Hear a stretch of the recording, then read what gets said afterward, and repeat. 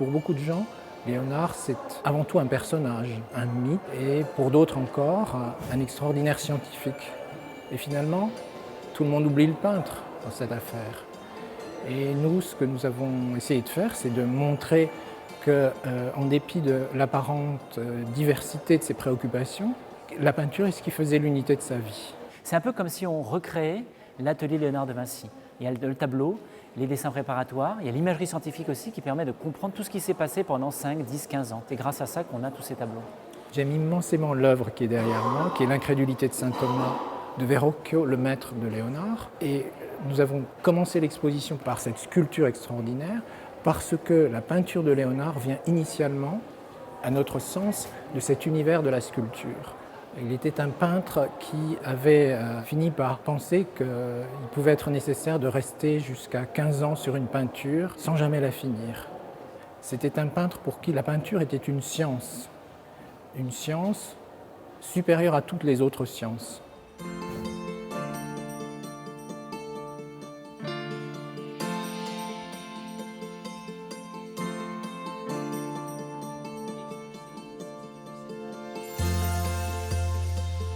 Les œuvres de Léonard de Vinci, elles ont 500 ans, c'est énorme. Ce sont des œuvres qui, avec le temps, se sont toujours un peu abîmées. Par exemple, Léonard peint sur du bois.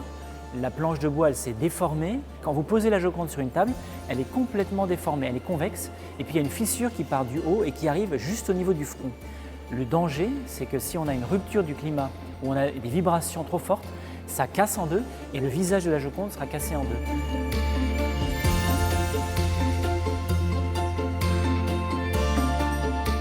D'une certaine façon, le monde politique s'est emparé du sujet Léonard pour faire valoir ses différences.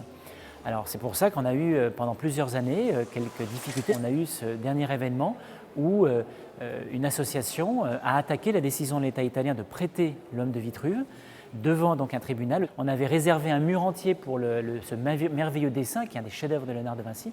Et c'est vrai que jusqu'au dernier moment, 2 jours avant l'inauguration, on s'est dit mais est-ce qu'il va vraiment venir ?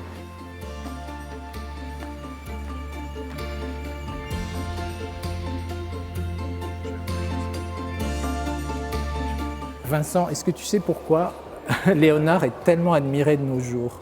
Finalement, moi, j'arrive jamais à répondre à cette question vraiment. Chacun y voit ce qu'il souhaite, ce qu'il aime, ce dont il rêve.